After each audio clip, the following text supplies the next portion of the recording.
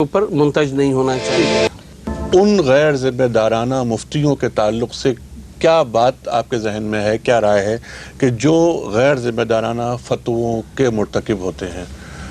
فرقہ بازی، فرقہ سازی، تکفیر، پہلے تو یہ ہوتا تھا کہ مسلمان کیا جاتا تھا غیر مسلموں کو، اب تو مسلمانوں کو کافر بنایا جاتا ہے نا، غیر مسلم بنایا جا رہا ہے۔ ایسے افراد کے تعلق سے آپ کیا فرماتے ہیں؟ یہ صرف یہ بات ایک چیز سے رک سکتی ہے کہ اگر ہم یہ دیکھیں کہ اگر کوئی نو مسلم جس کے اوپر مثلا ہم 10 سال سے محنت کر رہے ہیں یا ڈاکٹر صاحب محنت کر رہے ہیں یا دین سمجھانے کی کوشش کر رہے ہیں، وہ جب فرقوں کے اس طرح سے اختلاف دیکھتا ہے کہ آج امام بارگاہ میں بم پھٹ رہا ہے اور کل جو مسجد میں فائرنگ ہو رہی ہے، تو وہ کہتا ہے کہ ہمیں اس دین کو نہیں چاہیے کم از کم۔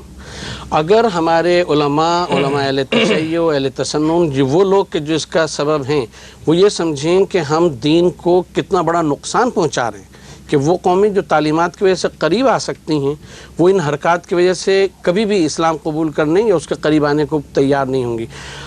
9/11 کے بعد ہم آپ کو گنوا سکتے ہیں 100 کتابیں اسلامی کانسیپٹ آف جہاد سینونیمس ٹو ٹیررزم جو ہے وہ شائع ہو چکی ہیں، اور اصل فلسفہ اور اصل چیز کیا ہے اس کے اوپر ایک کتاب بھی اتنے عرصے میں نہیں آئی۔ تو مطلب کہنے کا یہ کہ یہ چیزیں مفتیوں کے اوپر ان کے اوپر پابندی لگانے سے نہیں، ان میں شعور کو بیدار کرنے سے ہے کہ وہ یہ بات سمجھیں کہ وہ مذہب کا اور ملت کا کتنا بڑا نقصان ہے۔ اور اس شعور کی توقع ابھی تک آپ کو ہے؟ ہم کو توقع ہے، کیونکہ اگر علم بڑھے گا تو یہ قوتیں جو ہیں وہ جب روشنی آتی ہے تو جہالت خود ہی ختم ہو جاتی ہے۔ پچھلے 50 سال میں تو علم بڑھا ہے ہمارے پاس، لیکن یہ واقعات بھی نہیں، علم نہیں بڑھا ہے۔ ہم سمجھتے ہیں کہ علم جو ہے وہ زیادہ کارنر ہوتا چلا گیا ہے، جو جس فرقے میں ہے، بلکہ جس فرقے میں بھی نہیں، جس مسلک میں بھی اور مسلک میں بھی نہیں، جس مسجد میں جانے آنے والا ہے اس سے باہر وہ نکلنا نہیں چاہتا۔ اس کا علم جو ہے وہ وہیں کے خطیب اور وہیں کی تعلیمات تک محدود ہے۔ اگر لوگوں میں مطالعہ بڑھایا جائے، علم بڑھایا جائے اور اس کو نالج کو ڈسیمینیٹ کیا جائے تو ہم نہیں سمجھتے کہ وہ قوتیں جو ہیں وہ پسپا ہونے پہ مجبور نہیں ہوں گی۔ ڈاکٹر صاحب، جس طرح محسن نقوی صاحب نے فرمایا اور بہت اچھی طرف اشارہ کیا انہوں نے کہ علماء کو یہ سمجھائیے کہ نماز اس طرح پڑھنے سے کچھ نہیں ہوتا، رفع یدین سے کچھ نہیں ہوتا، آمین بالجہر سے کچھ نہیں ہوتا، کیا علماء کو سمجھانا چاہیے یہ بات؟ میرے نزدیک اس ایشو پر تو تکفیر ہے ہی نہیں۔ کبھی بھی نماز کے ایشو پر اختلاف پر کسی کو کافر قرار نہیں دیا گیا، نہ شیعہ نماز کو نہ سنی نماز کو۔ وہ تو کچھ اور چیزیں ہیں۔ اگر حضرت ابو بکر، حضرت عمر، حضرت عثمان کی خلافت کو کہا جائے غاصبانہ خلافت تھی، تو اب کیا کرے گا ایک سنی؟ مسئلہ تو یہاں یہ آتا ہے۔ ناقابل قبول ہے۔ اس گفتگو سے علماء کو پرہیز کرنا چاہیے۔ کوئی سب و شتم کرتا ہے تو سنی کیا کرے گا؟ قابل مذمت۔ یہ پھر اس کے لیے قانون سازی ہونی چاہیے۔ اس کے لیے قانون سازی ہونی میں تو چاہیے۔ اس حد تک وزیر بھی قانون جاؤں آپ گا، رہے ہیں، میری تو گزارش یہ ہے کہ جس طریقے سے فرقہ واریت بڑھ رہی ہے اور پاکستان کو انہوں نے بنایا ہوا ہے اکھاڑا مختلف فقہوں ممالک ہے، اگر سیاسی جماعتوں پر پابندی پر نفاذ عملی طور پر مؤثر ہو سکتا ہے کہ انہیں کسی بھی غیر ملکی سے کوئی مالی امداد نہیں ملے، تو یہ نام نہاد مذہبی جماعتوں پر بھی کیوں نہیں پابندی کا اطلاق ہوتا۔ ایک بار ایک اور بھی ساتھ، نہ مسجد نہ امام بارگاہ میں کوئی بھی سیاسی مقصد یا کسی عبادت کے علاوہ کسی اور مقصد کے لیے نہ استعمال ہو۔ دیکھیں یو اے ای بھی ہے، اور اس سلسلے میں قانون سازی ہونی چاہیے۔ قانون سازی ہی نہیں صاحب، قانون سازی تو آلریڈی ہے، قانون کا اطلاق نہیں ہے میرے ملک میں۔ ایک اور بات میں کہہ دوں، سعودی عرب میں بھی پرسکرائب ٹیکس دیا جاتا ہے پیش امام کو کہ حضور یہ خطبہ آپ پڑھیے گا۔ یو اے ای میں بھی یہی ہے اور بحرین میں بھی یہی ہے، کویت میں بھی یہی ہے۔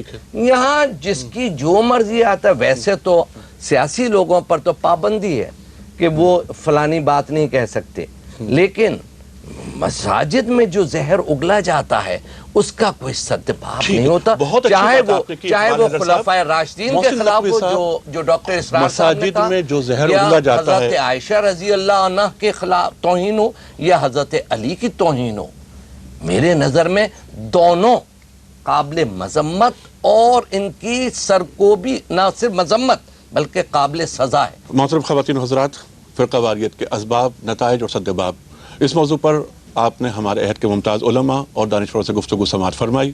گفتگو بہت بسیط ہے، بہت سے نکات ایسے ہیں جو ابھی تک تشنا ہیں. ہم اگلے جمعے اس پینل کے ساتھ دوبارہ حاضر ہوں گے. تب تک کے لیے اجازت، خدا حافظ.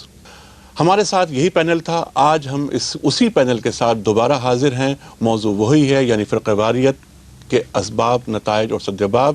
محسن نقوی صاحب، آپ نے بہت اچھی بات کی اور آپ نے تو برائے وصل کردن آمدی نئے برائے فصل کردن آمدی کی بات فرمائی. اور بھی بہت سی تجاویز ہیں سر. محسن نقوی صاحب، ڈی ویپنائزیشن جی بالکل اسلحے سے پاک معاشرہ چاہیے اسلحہ ہمیں. سے پاک معاشرہ کے بغیر جب تک اسلحہ کی بھرمار ہے جی، اور وہ اسلحہ مسلمانوں پہ استعمال نہیں ہوگا. قرآن کریم کا سر وہ ارشاد ہو رہا ہے. میں نے جی ہو رہا ہے. 81 میں کہا تھا کہ یہ جو افغان اسلحہ ہے، میں نے یہ ریکارڈ کی بات ہے، اللہ تعالیٰ 1981 میں یہ اسلحہ، یہ گنے پھر ہم مسلمانوں پر بھی نافذ نازل حکومت تھی تو فرقے 81 واریت میں جماعتوں پہ پابندی کیوں نہیں نہیں، ہم نے تو بالکل ان کی حوصلہ شکنی کی.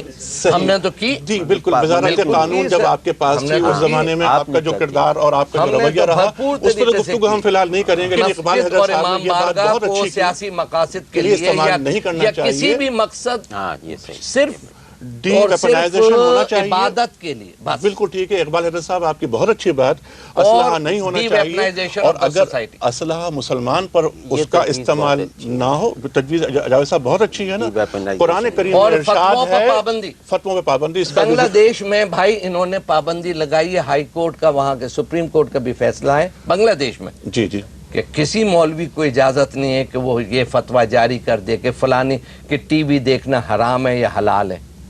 یعنی کہ ہمارے ہاں تو ایسے ایسے فتوے چھپتے ہیں کہ کسی سے پوچھا کہ یہ ٹی وی دیکھنا حضرت جائز ہے، ان کا نہیں بی بی، ٹی وی دیکھنا ہی نہیں، ٹی وی کا رکھنا بھی حرام. اب آپ لوگ ٹھیک ہے. نہیں، ہماری گفتگو، ہماری اقبال حضرت صاحب، یہ گفتگو ہماری نہیں ہو رہی کہ فتوے کس طرح جاری ہو رہے ہیں. لیکن آپ کی یہ بات بہت وزنی ہے. یہ بات بہت وزنی ہے کہ اسلحے سے پاک معاشرہ ہونا چاہیے. کسی کو یہ حق نہیں پہنچتا. قرآن کریم کا ارشاد ہے، جس نے ایک انسان کو قتل کیا اس نے پوری انسانی کو قتل کیا. سورہ فتح میں اللہ تعالیٰ فرماتے ہیں کہ محمد رسول اللہ والذین معہ اشداء علی الکفار ورحماء بینہم. کفار پہ تو شدت ہے، جہاد کے معاملے میں قتل تو ہو سکتا ہے، لیکن آپس میں رحم دل ہیں مسلمان. محسن نقوی صاحب، آپ نے گفتگو کا رخ جس طرف لائے تھے وہ بہت قابل پذیرائی ہے.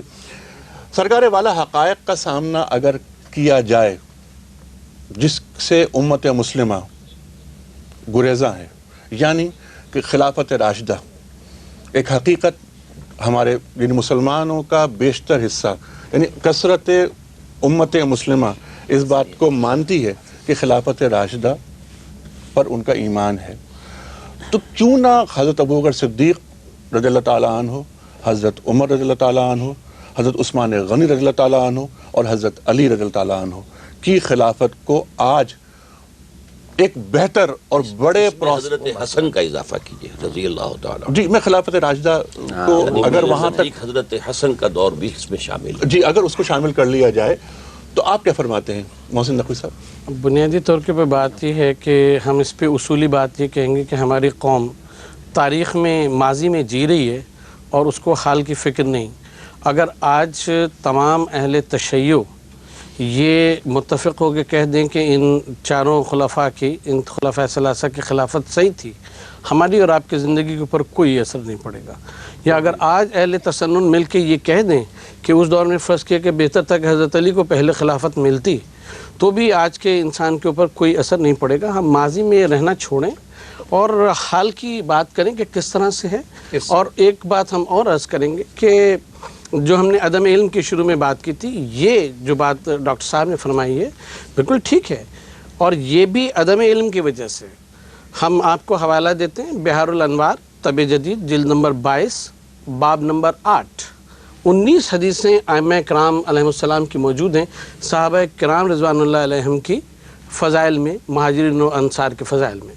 حضرت علی علیہ السلام کا خطبہ نہج البلاغہ میں جو آپ فرماتے ہیں، آپ نے صحابہ کرام کی پوری وہ فرمائی ہے، تعریف فرمائی ہے. اس کے علاوہ خود آپ کے مکاتب میں خط نمبر 6 جو ہے آپ کا، جو حضرت معاویہ کے نام آپ نے لکھا ہے، وہاں آپ نے فخر فرمایا کہ میرے ساتھ وہ لوگ ہیں کہ جنہوں نے بدر میں اور احد میں شرکت کی، ان لوگوں میں سے لوگ ہیں، اور جس طرح سے ان تینوں خلفاء کی بیعت کی گئی ویسے ہی میری بیعت بھی کی گئی ہے، تو مجھے ان کی تائید حاصل ہے. اسی صورت سے امام زین العابدین علیہ السلام کی صحیفہ کاملہ کی دعا نمبر 4، اس میں انہوں نے واضح طور کے اوپر صحابہ